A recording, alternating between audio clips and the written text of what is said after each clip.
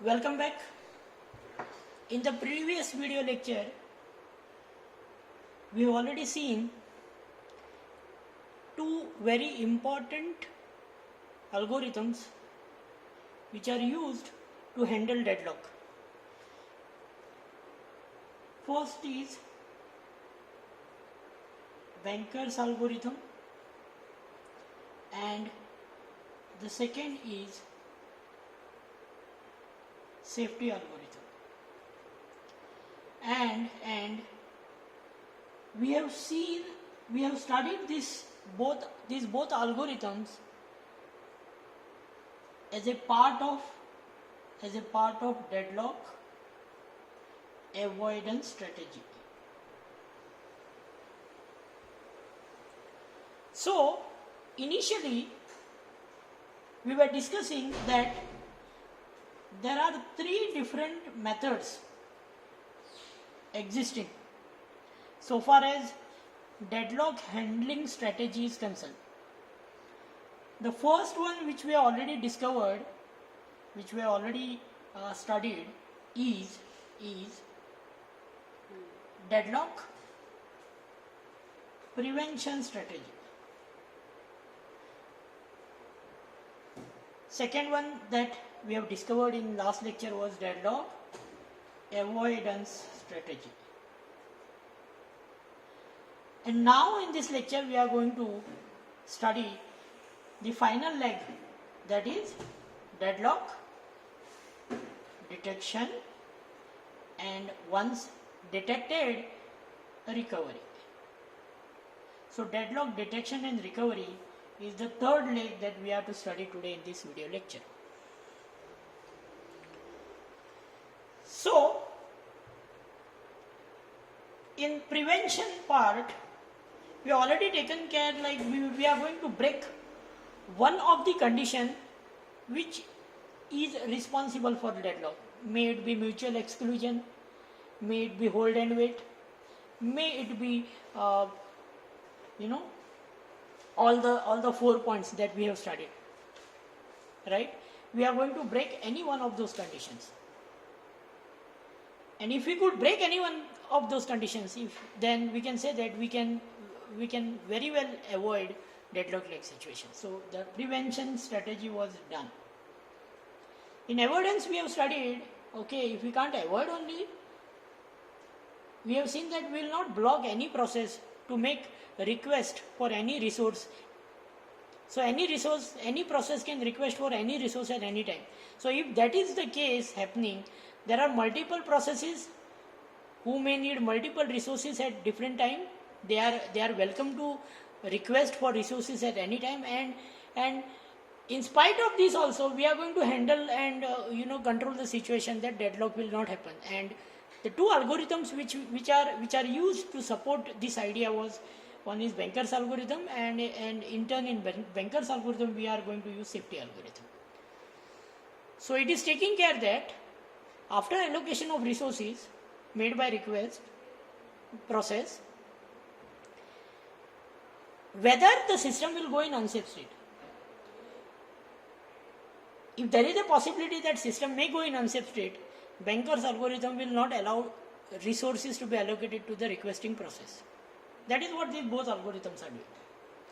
Now in the last leg, we have to consider that yes, in spite of taking all precaution, deadlock has happened.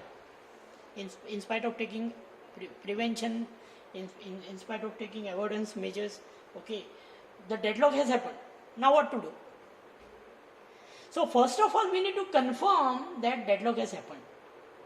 And once confirmed, okay, so confirming the deadlock is done by the detection part, and once confirmed, to recover from the deadlock is done by recovery part. So let's try to study first a algorithm that is used for detection. It is in fact similar to that of safety algorithm. So let's study the detection algorithm, and then let's go ahead and find out what are the recovery methods, how to recover from deadlock once deadlock happens. So here comes a algorithm that is preferably used, okay, for detection of deadlock. So it says there is a variable work initialized to available. Now you all know what is available. Available represents total number of instances of a resources available in the system. Okay. Then we do have a variable which is finish of I, which is initialized to false. And if it is initialized to false, if allocation is not made perfect, if everybody is not having allocation done perfectly, so not equal to 0, or the finish of I will be in true position for all when the allocation is 0. So if allocation is not 0, that means there are processes which are waiting for resources to be allocated. As 0 means all the processes have got their resources, they have executed, they are happy, and the allocation requirement is not there. So now with this initialization I come to second step, and for all the processes such that for finish of I is equal to false and requirement is less than work, requirement is less than equal to work. So all those processes whose finish of I is false means they have not yet finished, they do have more requirement of the resources, and their requirement, whatever is required by the processes, their requirement is lesser than work. Okay. So in this situation, if this is a situation that there are some processes with finish of I is equal to false and requirement is less than work, okay, if this is a situation, okay, so in that case, if no such I exists, if there is no process with finish of I is equal to false, if there is no process with finish of I is equal to false, so if all the processes have finished, then go to step 4. So what does step 4 says?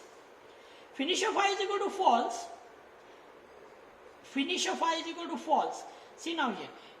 See, if the requirement is satisfied, if all the finish of I is equal to true, that means system is in safe state. All the processes have acquired the resources and the allocation is already 0. There is no more requirement, and processes will use the resources, execute and then exit. The resources will be again resubmitted to the system. But if I say that there is a finish of I which fails, false, for all the resources, for all the processes from 1 to n, okay, so after getting blocked in this, I find that there are some processes with finish of I is equal to false, and the status is not changing only, it is remaining false only after all these attempts.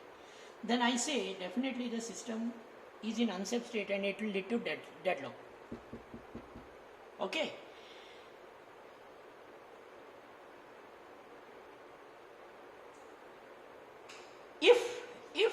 If not, I'll go to next stage. Okay, there is some false, requirement is less than work. I'll go ahead, I'll fulfill the requirement, I'll come back to step 2.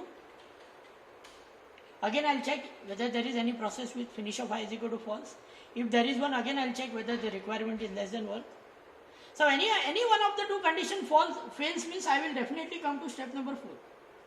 See, the requirement is more than work, then I have to definitely come to step number 4, and I can say that yes, there is some process with finish of I is false, and since the requirement is more than work, maybe I can definitely say that the system will lead to deadlock like situation. Okay, better not to allow the situation to happen.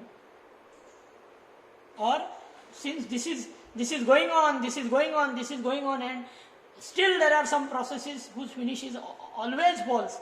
I've done it 10 times, 100 times, it never becomes true because the requirement is always greater than work. Since this situation, there is no compromise in this situation, I can finally go and say that no, there is a deadlock. Yes, there is a definite deadlock. But if there is a situation where the finish of I is equal to false, but the requirement is less than work, I will definitely go to next step, I will fulfill the requirement, I will come back and I will repeat this till all finish become true. Now if all the finish become true like this, then I can come to conclusion that okay, maybe step number 5, that system is not in deadlock. I can have step 5 and I can say no deadlock. But if the situation goes like there is a process with finish of I is equal to false and requirement is greater than work, and it is not at all changing, however number of times I am going through this loop, it is not at all changing.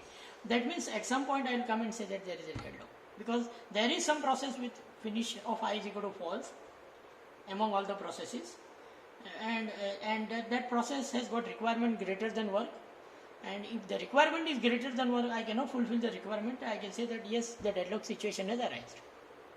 Fine. So that is what is the deadlock detection algorithm.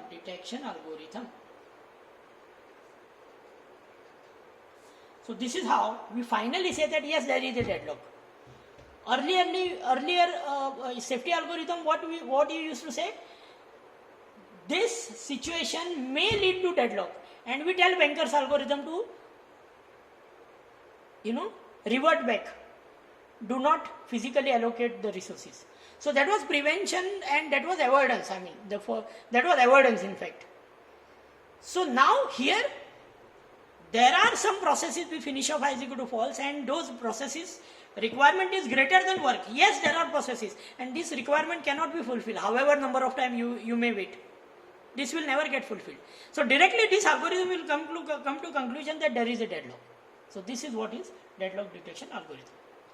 In the next video lecture, we are going to solve 2 examples using these algorithms, and one example we are going to take up where we'll see that the algorithm will directly say that there is a deadlock, nothing can be done.